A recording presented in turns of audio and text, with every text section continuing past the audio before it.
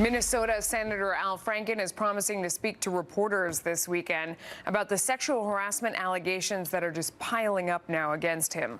The lawmaker issuing another apology to his constituents as two more women come forward accusing him of inappropriate contact. Franken saying, quote, "I crossed the line for some women, and I know that any number is too many.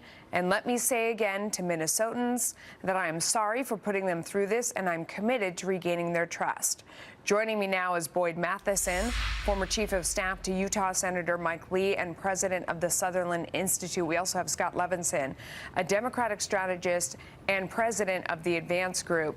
There was another problem. Welcome to both of you, first of all. But there was another part of his apology this time around that sort of struck me, as he said, "I've met tens of thousands of people and taken thousands of photographs. Often in crowded and chaotic situations, I'm warm. I hug people."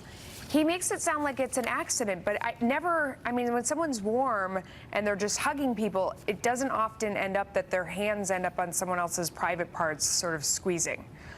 Boyd, what do you think? You know, I think the apology tour that he's going on just isn't working. I mean, the fact that he had to say that he was over the line for some women, I have no idea what that means. It clearly does not meet the status of what we should be talking about here. And so I think he's got a long road ahead of him. And again, this is not just about Al Franken. This is a broader issue that we need to be talking about as a country. We have to get comfortable having some of these uncomfortable conversations. And this is just the tip of the iceberg. Al Franken is just one. This is just the beginning. Scott, you know, some people say, so because he happens to be, this was actually a quote from the head of Vote Run Lead. He said, because he happens to be a good guy on some other issues, people are confused. And I don't know if that's it so much as when you say that you are on the side of women, you're a champion of women, that you're for women's rights, and then you're doing degrading things to women, the hypocrisy of it really stands out, and that's what breathes so much oxygen into these stories. What do you think? I think Boyd's absolutely right, that in the spirit of Thanksgiving, this is truly not a Democrat or Republican issue. There is bad behavior. Whether it's good people or bad people committing bad acts, there's still bad acts, and any inappropriate touching is inappropriate touching, and there's no way to skirt around it. The problem is no pun intended. Yeah. No pun intended. The problem is we're not just dealing with a cultural issue now, we're dealing with a legal issue. And once you have lawyers involved, the language of each of these statements is truly parsed. Yeah. And you get into not being able to have a candid conversation about these real important issues. No, that's a great point. You know, I mean, they're forced to respond in a way that's legal, but then for normal human beings that read it, they say this feels very artificial, it feels very phony and staged, like someone wrote it. And they're right, because that person was sort of forced to do that for legal reasons. Yeah. I'm sure the statement went through 12 drafts before it got to the public. That's right. Boyd, you say that many men are now saying that they've had enough of the dumbing down of the American male. And I've actually heard this from a lot of younger men saying, we don't behave like this. Not all men think this way, feel this way, behave this way. And it's frustrating to kind of have women up in arms and feeling like all men behave like this when we don't.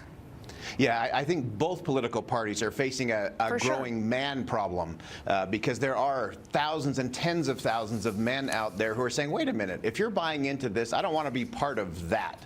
And they're tired of this being treated like knuckle-dragging Neanderthals when, again, in the spirit of Thanksgiving, we should be grateful for all of those men out there who are showing up to work, coaching Little League, going to dance recitals, making a difference in their community. And they have nothing to do with the Al Frankens of the world and others on both sides of the political aisle. There's good, solid men in this country and great women in this country, and that's what moves the country forward.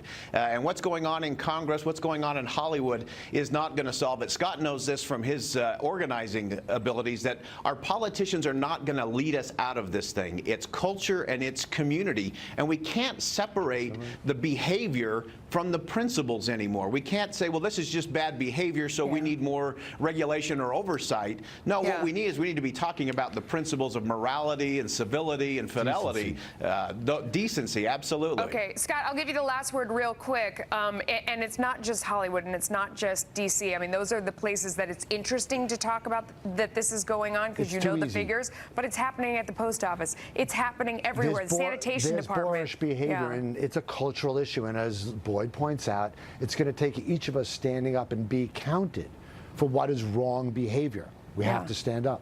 All right. Thanks to both of you. Thanks, Melissa. Thank you. Well, the search